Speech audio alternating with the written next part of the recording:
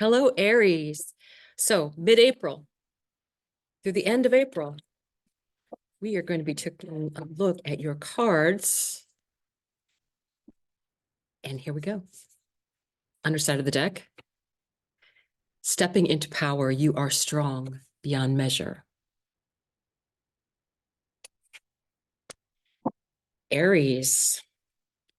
Go slow, take time, fogged in. Let's see what this next one is. Grace and gratitude. Through gratitude, joy expands. So, stepping into power, definitely Aries.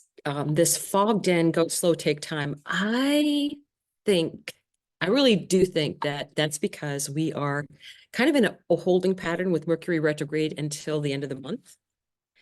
So let's take a look at what, in the meantime, the grace and gratitude. Because with grace and gratitude, you will be able to work more with manifesting. Wait. It's like, shuffle me more, please.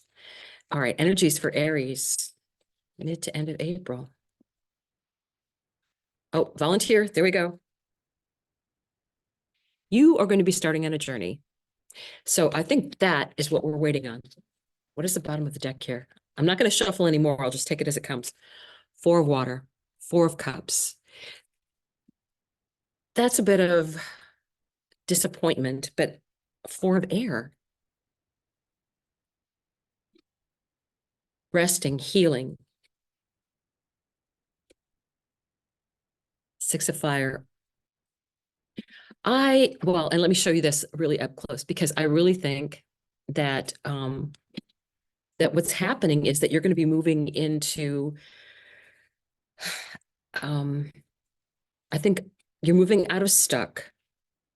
You're moving into getting your healing that you need, and then you're moving on. King of Earth, King of Pentacles.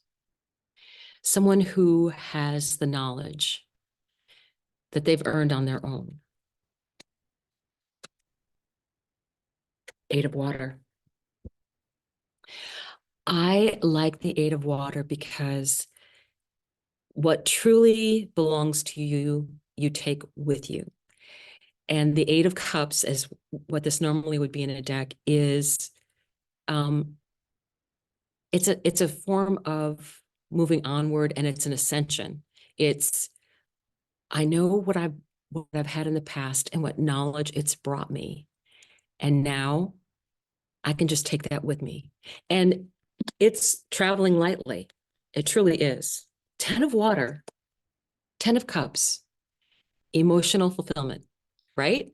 So, what is it that you're deeply passionate about? What is it that matters to you most above all else? Family. I like the saying that on your gravestone, no one ever says, I wish I would have spent more time at work. So what is it that lights you up? King of water. This is the center of your reading, and it's right below the King of Earth. Interesting. Transformation.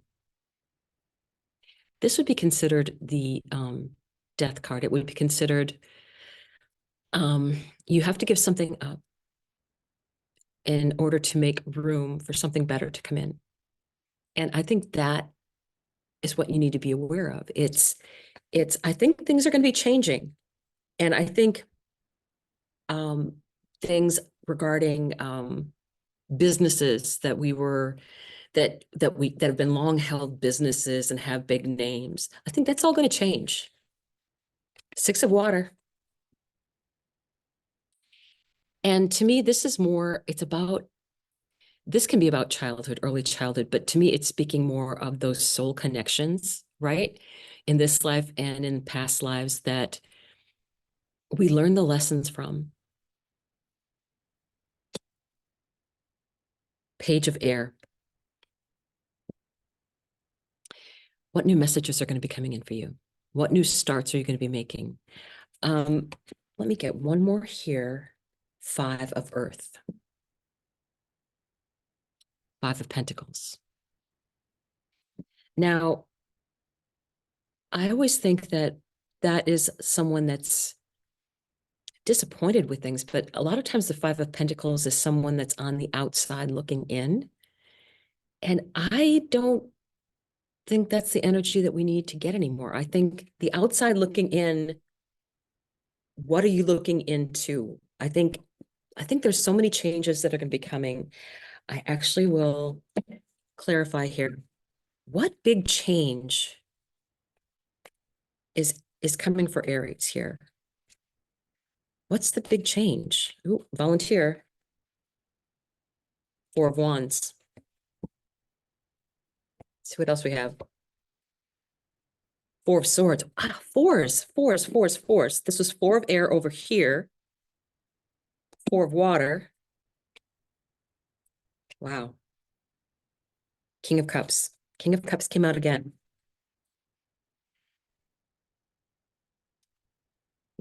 Structure. Then I think that what we considered in the past as being, now this normally is considered, oh, it's a celebration, and I think it is, but its structure is changing. And to know that you need to have that healing time in between, when you know what your feelings really are. That's the King of Cups. He has deep feeling. He knows what he truly wants. So I think that's what you need to really tune into, is what is really important. What do I really want? Because then I think that's when you step into your own power. So I am going to pull one more card for you. Just because I want to. This is the Shaman's Oracle deck. And this is Colette Baron Reed's deck. And I really only ever pull one card at a time for a reading out of this because they're usually very powerful messages. So let's see what guides and angels have to tell Aries about what's going on. What's the message for them? Okay. Overflow, overwhelm, and plenty. This is a 43 card, which adds to a 7. So let's take a look, Aries. 43. Overflow. Too much, overwhelm, and plenty. So many good things are headed your way or are already occurring in your life right now, yet you may be thinking that they're not possible or you're not worthy of them. Abundance is everyone's natural state before we project our restrictions on it, defining what it means, who has it, who gets it, and so forth. Right now, take yourself out of your conditioning and look at your life through the eye of plenty. There is so much beauty and love, opportunities and divine synchronicities destined to support your dreams abound and are lined up for you. Yet it's sometimes difficult to discern it all because you're bombarded with too much information and stimulation, distracting you from the truth that all is well. Sometimes all this overflow can be overwhelming, and you may find yourself responding with empathy overload. Empathy overload occurs when you tune in to the collective angst and fear about impending changes and uncertainties. It's unimaginable. You feel like you're drowning in those emotions. It's time to allow yourself to detach. It's unmanageable. You feel like you're drowning in those emotions. Yes. It's time to allow yourself to detach. Bring yourself back to your life, your life. Restore your faith in a power greater than you and remind yourself to focus on your smaller personal universe, which is much easier to manage. In this way, you know that you are a conduit for life's blessings and can share them with others, making this perception of overflow profoundly positive. And that is the message. It's about sometimes all of this, the news cycle, things that are going on around you, you have to bring it in and you have to say, what is going on in my personal life? What is going on in my neighborhood? Rick Levine says, think cosmically, act locally. So I think that is the answer. I think you need to take your headspace about out of all this, what's going on in other places, and bring it back to now, your own little universe and what you should be doing there. So Aries, I will see you soon.